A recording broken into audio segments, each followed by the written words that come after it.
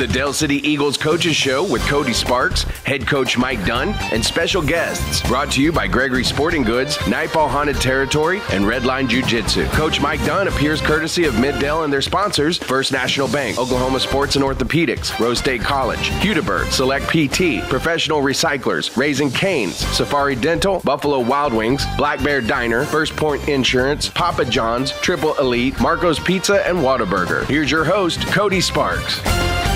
Hello and welcome to Dale City Eagle Vision's Head Coaches Show. We're joined by Coach Mike Dunn and very special guest today, Jeff Foreman, the Superbeast. That's right, in the house. And we've talked a lot about you, Jeff, and especially we'll mention your name here coming up as we do the Southeast recap. But we got to mention it's Bishop McGuinness Week 2.0. Oh, yeah. With playoff football happening. Yeah. I mean, you could get pretty eagled up about some playoff football. For sure. Yeah, it's more like 5.0. 5.0. Yeah. It seems like it's just the last 3 years. The first round of the playoffs have been Bishop McGuinness. You know, we start the season out every year with these guys in the past couple, and we're going to continue that next year and the year after that. So, you know, it's become kind of a rivalry. It's a good matchup every time we play. So that's why we kept it for the next couple years, just because it's a good game to get ready and get you ready for a tough district and a tough schedule. So, you know, we're familiar with them. They're familiar with us. It's going to be another shootout. And now that one coming up this Friday night, of course, at 7:30, actually on a Friday night. 7 o'clock now too. Well, so 7. Well, I know it changes every week. So I'm a horrible host. Here OSSAA, they send emails out and they say all playoff games start at 7:30. So I just kind of figured that probably is going to be set in stone. But then I got a call over the weekend by Coach Jones over at Bishop McGuinness. And he said, "Hey, you want to start at 7? Because we start our games at 7. They start their games at 7. So we went ahead and rolled with that, and OSSA granted us that. So we're good. 7 o'clock kickoff like we're used to, and that's what we're going to roll with. There we go. Yeah, my due diligence never works out. Well, it's been out over here. It hadn't been out just, real. Well, then we want to make sure everybody shows up on time. Then get there early, get parking, some concessions, and then the game they're going to start about 7. So yes, you probably get there about 6:30. You'll be all right. There you go. And then Bishop McGuinness. Well, we'll talk about them here in a minute. First, though, we need to do the Southeast recap real quick. Yeah. A bit of a one-sided game, we could say. 54-13, the final. Tyus Mesner racked up what I count at least 3 touchdowns. He did. Yeah, he had 3 touchdowns, over 200 yards rushing, and he did it on not very many carries. So, it was some big runs he was ripping off. And Southeast has some fast kids, so they caught him on a couple of them. Most of the time you see him, he doesn't get caught. But, they've got some quick kids over there, and he got caught a couple times. But 3 touchdowns. I think he had 220 yards total. So another big night by him. And some things I've noticed, too, watching Tyus run, there was one where they got him down. He was over by the sideline, but he made a cut there right when he hit the sideline and back that the guy was still able to ankle tackle him. Yeah, but he fell down. He lost some clothing. Yes. He fell down, lost an ankle, too. That was a good run. I remember exactly which one you're talking about. But, that was – he can do that to you, and he does it so quick, too. He'll do that. A lot of running backs, you can tell they're pretty special when they can do that in the hole. And he'll do that at practice. He'll do it in games where someone will meet him there in the hole, and he'll put a little move and get past that first one and make you look silly in a phone booth. So, pretty special. The other thing I've noticed, because especially the away games that we don't broadcast, Brad usually posts a video and on Facebook and Twitter, and then I try to take photos and post them afterwards. The still shots of when I take pictures of Ganther back passing, I notice on plays that Tyus is in, he's either blocking someone or looking for somebody to block. Yes, he's not afraid to go stick his nose in there, and he's been good for us in protection. He helps us out, and we can always count on him. He's not afraid. He's not a very big kid, but he's not afraid to go get in the mix. It was kind of funny this week. We were doing some good-on-good competition in practice, and there was one play where Goodlow comes off the edge. Goodlow's as big as he is, and Tyus went up there and tried to give him everything he got. I think he got more than he got Goodlow, but he's not afraid. So he knew he's coming too. You could tell before the play. He was there looking, and so when eyes up, and he's looking over there, and eyes up means your eyes are on Anthony Goodlow, and he comes off the edge. But he stuck his face in there, and he gave him all he had, all 150 pounds, whatever he is. So it was good. I always root for the little shorter guys out there. There you go. And he doesn't look like he's miss too many weight room visits either. No, he's a strong kid, and that's the thing. He's been a wrestler in the past too. And so anytime you get wrestlers, obviously the lower level, they're pretty strong in their legs, and that's him. He doesn't get tackled very easily, and that's because he is low center of gravity, and he stays in the weight room. So. Yeah. Hey. Well, we look forward to seeing more Tyus. And, sure. Of course, another valiant effort by Jeff Superbeast Foreman. Jeff joining us here. Jeff, how are you today? I'm doing good. Well, I hope you didn't have to miss some lunch or too much classroom time for this. No, I'm good. All right. Now, we understand you enjoy some history, enjoy some math. On the mathematics part of it, you were adding up some points on the scoreboard this past weekend. I believe you had, 3 touchdowns? Yeah, 3. Okay. One of those came off of a strip. Yeah. Strip, interception, I don't know what you'd call that. Yeah. It was something. A takeaway, and you then continued to run it all the way back down the field and score, which I was sitting there I think there's Jeff, and he's got the ball. Yeah, and so a great game to watch. Another one, if you haven't been out to see Foreman play, certainly worth the price of admission at any school that they are playing at here or away. The interception in the end zone, another big one there, Southeast driving down and took that right away from him. I think that might have been, can't remember if that was the one right after a turnover. Yeah. Something, right after a turnover when we had the bad snap, and they get on the ball right there immediately. And that's the thing, they were sending all kinds of crazy stuff at us. They were sending 7 guys every time. So we knew, if we could get past the first level in the run game, he was going to go a ways, and then in the pass game, anytime someone just straight zeroes out and tries to play straight man, you got to have guys that make plays. And that's, Jeff made all kinds of plays catching the ball. So did Colin, Leisinger. So, we had guys step up, and we talk all the time about take what they give you. And so I think we did that both ways with hitting. They hit some plays. They hit us in the backfield a couple of times. They were just sending more than we could block. Yeah. But if we got past the first level, we were rolling. So, proud of these guys for picking up a game plan and going out and executing it. And, certainly a good way to get tuned up for the oncoming playoffs. Of course, you mentioned Colin Lessinger. B.J. Mukes also had a nice little touchdown run there late in the game. Yes, and, he did. Really, aside from, you said, the bobbled snap, Southeast returned to kick, that was maybe the only real we had you could work on. you look at 3 plays pretty much. You had the bad snap. We had the special teams error there where we had a bad snap on the punt, and then we don't kick the ball. We get hit down there. That was the one they scored on right down there when they had the ball started at the 10-yard line. We didn't get lined up on a play, and they scored. Ran where we weren't lined up. So those are things that are fixable, and those things you can practice. But what you like to see, on the snap, the bad snap, they get the ball down there inside the 15. But we always talk about bowing up and getting a stop on defense, and don't let that break us. So when he got the interception, Jeff got the interception there, that was big because we always talk about step up, make a play, get the ball back, and so that's what we did. Now, Jeff, you'd mentioned previously it did cool off a little bit out there. Yeah. So you playing both ends of the ball, I'm sure you're glad to at least stay out there and keep moving so you can stay warm. Yeah. What now? Do you have a preference deep down? Would you rather be on the defensive end, or do you that running those routes is just the the thing you live for? How do you balance that out? It just depends on what situation you're in. If you're on defense, I'm gonna have to go make a play on defense. If it's on offense, I'll try to make a block or catch the ball or score on offense to help the team out.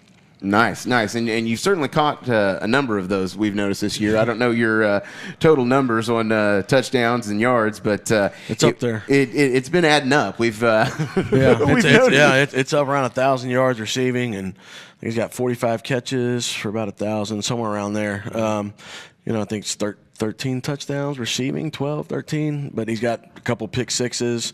So he's got 15, 16 touchdowns total. So he's got them in a lot of different ways. Now, there you go. The Eagle screech. There we go. Now, do you work with, is it Coach Woods that does the defensive back slot? Yes, kind of working, tell us a little bit about, working on being a corner, because I understand between you and the linemen, you all get more attention than anybody. Yeah, it's mostly an island out there by ourselves. And, Coach Woods gives us, lots of points on when he was at OU. He tries to bring it back to us so we can use it to our game whatever time we play. And, do you work, I guess, a lot on just footwork and things like that? Yeah, basically. Slow feet don't eat. No, they don't. No, there you go. That's a very good point. 54-13, the final there. We did get to go to Spiegel. Spiegel Stadium's nice. It's we've talked. It's kind of a reunion tour. We played there when I was in high school. A bunch. We used to have U.S. Grant in our district, and we played over there twice regular season, it seems like. And I know we had to go there for a playoff game my freshman year in the second round and played U.S. Grant when they were pretty good.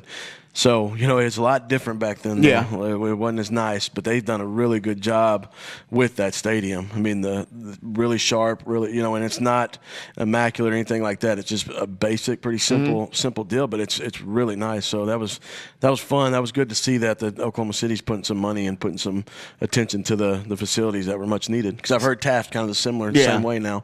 Still has that cool old appeal with the WPA look to it, like it was built in the 30s there.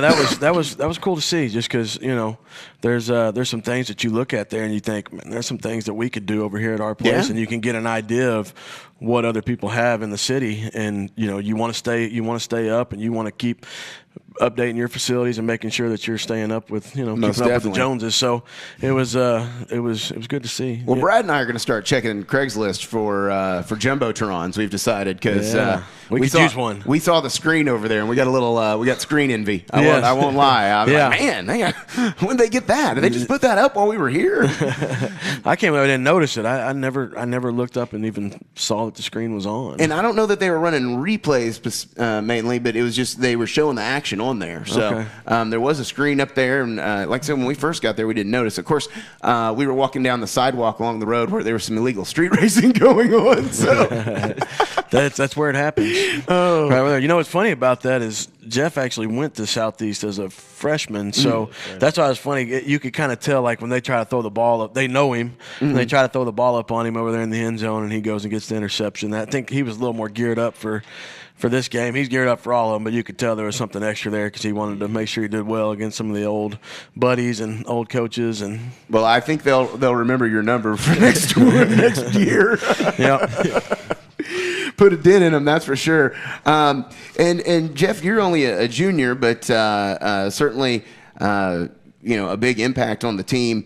Talk a little bit about as you get to head on into the playoffs and kind of what that means as a team unit for you guys. It's great because I get to step up and show people that we can do certain things without certain people on the team. And since I'm a leader on the team, I have to step up and help out on both sides of the field. Like whatever position coach wants me to play, I'll go out there and try my best.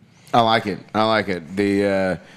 Certainly, you are more than exciting to watch. And then heading into the playoffs, Coach, it's a new season now. And, the mistakes that you made or maybe the close ones that you didn't win, you had an opportunity to learn a lot. Yeah, and you get a chance for revenge. It's a revenge tour. We always talk about that because we lost a couple games really close to teams that are obviously in the playoffs and teams that you're going to have to beat eventually. And that's one of those things. It doesn't matter when you get them. It doesn't matter what round it is. You're going to play good teams all throughout. So you better be prepared. You better be ready to go for each one of them. And we knew. I remember us talking right after that Bishop McGuinness game, and we talked about it. We said we'll see those guys again. We're going to play them. We've played them the last couple of years in the playoffs, and we're going to get a chance to be able to go redeem ourselves. And so, that's what we're preparing for, and that's the outlook we're looking for. And it's going to be a 4-quarter football game. It's going to be a war. So we're looking forward to it. Most certainly, Bishop McGuinness 9-1 overall, and the one loss to Carl Albert. Now, some things I did notice and just kind of checking back over it. When you all played them, you had the second most point total scored on them all year. Yeah. And the only other one I think was Lot Nike, but I think that was probably some. I think it was like 70-30 something. Yeah, so. It kind of got out of hand early on. Yeah, that's the thing. And if you look back, offensively, we're playing so much better now. So I think we'll be a better matchup. As far as our offensive, what we're doing now and the things that we've been successful doing. So, I expect us to play better than we did in the first matchup. Defensively, it's still the same thing. We're getting better every single week, and we're working hard at it. So, I think it's going to be even better matchup for us now. And Jeff, now for you, the getting to head to the playoffs, taking on somebody you've seen before. Obviously, you kind of you're probably going to be playing a little more in the secondary. The Bishop McGuinness does like to run the ball, but you got to watch out because after they've run it for about 100 yards, they turn around and throw one on you. How do you stay where you're focused in your on you gotta watch the run, but hey, I can't forget about this guy I'm covering. Yeah, it's that I gotta have like tracks on, see what they're about to do, because sometimes I know when they're gonna pass it and I know when they're gonna run it. So mostly I fit on the run. Mm-hmm. So whenever they try to pass it on whoever's side, me or Kobe's, we're gonna go up and go get the ball, because if they throw it to us, our coach told us if it's thrown to us, we gotta get the ball. It's our job to get interceptions. There you go. That is your job. You hear that? we like that. We like interceptions. Yeah. That's the thing that a lot of people think. They do. They run the ball, and they run the ball well. But they're more than comfortable throwing the ball. Mm-hmm. And if they have to throw the ball to go win a football game, they're more than capable of doing it. So, we spend just as much time in practice on their pass game as we do their run, even though they're more likely to run. Mm-hmm. We practice it all. So we've practiced concepts and things that they did early that we haven't even seen lately. Mm-hmm. And so we're kind of practicing it all, and we're spending a lot of time on that side because they've got a really good quarterback. Mm-hmm. He's a tough kid. He reads the read game that they use for the run game. He's really good in his reads, and he's a good weapon, and you can tell he's a leader and he's a tough kid. So if they have to go to the pass game, they're more than capable. So that's one of those things we have to practice. We have to be good at it. And these guys have gotten better all year long about their eyes and making sure that they've trained themselves to be in position to make plays. So it's going to be one of those games. It's going to be balanced, and I think they're going to have to be ready all night long for that to happen. So it's going to be good. One thing I've noticed with their quarterback, he's good at getting the quick release, like he can get the ball out of his hands. Yeah. But at the same time, when the pocket starts to collapse, he's good at getting lateral out of the pocket and still finding a throw. Mm-hmm. When Jeff, when you notice it's the pass hadn't come out in the first 2 or 3 seconds there, how much more difficult is it 4 or 5 seconds in trying to cover a guy? It's because the receivers like to move around so they can find an open spot to quarterback and throw it.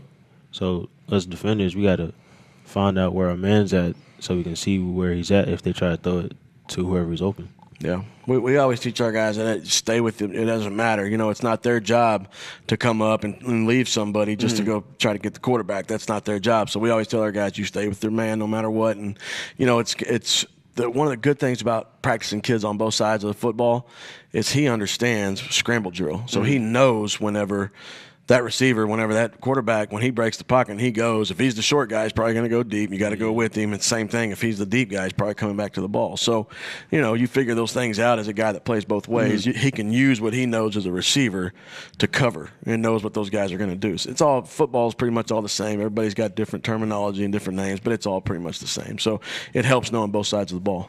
Gotcha. It's not like you're playing Canadians. No, you can't run forward. You can go sideways, but you can't go forward. Some of the other, mentioned the Irish run game, and certainly some of the things, you have to gear up for that. What though would you say as, does it change?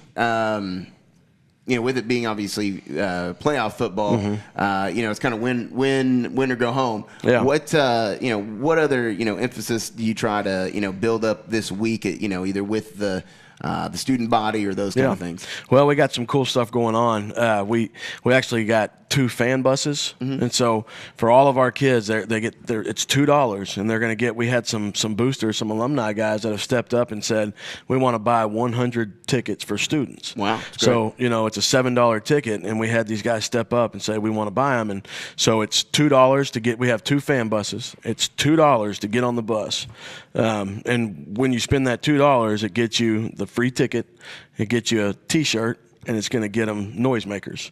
So we got awesome things going on as far as getting kids over there. We said we want to have a big student section, and we want to go in there and be loud and be rowdy. It's called the Eagle's Nest, and so we said we want the Eagle's Nest louder than it's ever been. So they've stepped up, and we've seen them at our home games. We've seen them at away games, and they do a good job supporting. His brother is one of those guys. He's already signed up for it. I looked at it today, and I think we have about 70 kids already signed up. And we had somebody come in today and say, we want to pay for 25 of those tickets. Donated $50 to do it. So, we said first 25 that sign up from now until then. It's, so I think we'll probably hit the 100 kid mark, and that's going to be big for us. We want support. We want them there rowdy. That's awesome. And hey, nothing better to give some young teenagers than some noisemakers, because yes. they need to make more sound. They never, back in the day, you couldn't do noisemakers, but OSSAA finally said you can use your noisemakers. It just, you don't want to.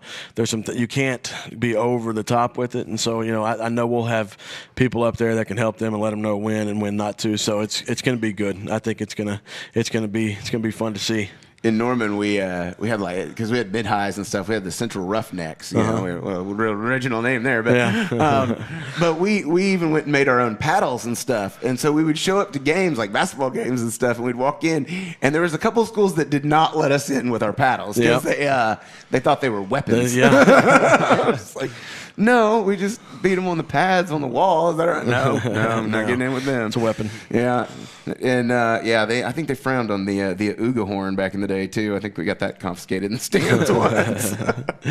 Things happen. Yeah. But hey, that's great. Student body, student spirit. Again, 7:00. Don't forget that over at Bishop McGuinness. Now they play at their football field is at their school. It's at their school. Yeah, right there off of 50th and Western. Yeah. Yep. And so do we know what admission is if you're not? I think it's $7. I think all tickets for playoffs, OSSAA, they control that, and I think they're all $7 for each game. So if I go get a pair at the door, can I walk down the road and get another? Yeah. Couple bucks? Now Jeff, a little bit. You played last year in the playoff game, correct? Yes, sir. So not your first playoff experience, but do you has this week felt any different or anything like that? Yeah, it's been different because last year whenever we was practicing for playoffs, they didn't it was good, but it wasn't like the good like we're practicing now, because practicing now is different. We're more intense and more focused than we was last year. We was good last year in the playoffs, but we wasn't good to where we should have been. Like, we could have beat Bishop McGuinness last year in the playoffs, but we had ourselves back. Mm-hmm. And of course, I know you lost your quarterback the last game of the season last year, so that didn't necessarily help you right out of the chute. Now, Jeff, any other thoughts? Of course, we've been trying to spread the Superbeast image for you, because I don't know if there's a better way to describe you on the football field.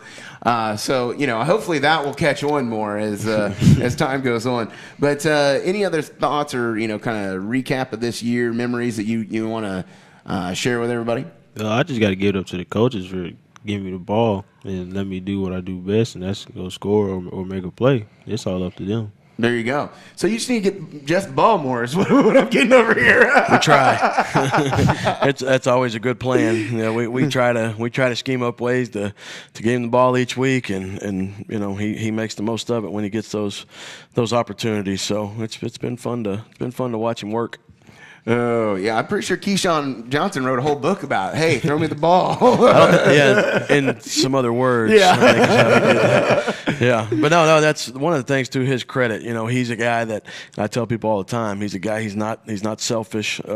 He's a guy that's at practice every single day. He's never late. He's not a problem. He's not a kid that's gonna try to bring other people down around him. He just goes in and he works, and he's been fun to work with. And he's the type of guy that going forward, he's going to be the leader for us. Just because next year when he is a senior, absolutely, and they can do this as juniors too. And he does it by actions. He's not a guy that goes out and he doesn't say just a whole lot, but you don't have to. When you go out and you work every day and you're at practice and you don't, he doesn't get on to guys. He's a guy that goes out and he just goes about his business. So that's a credit to him. Well, man, I will tell you this, and we were joking earlier about when we were your age, but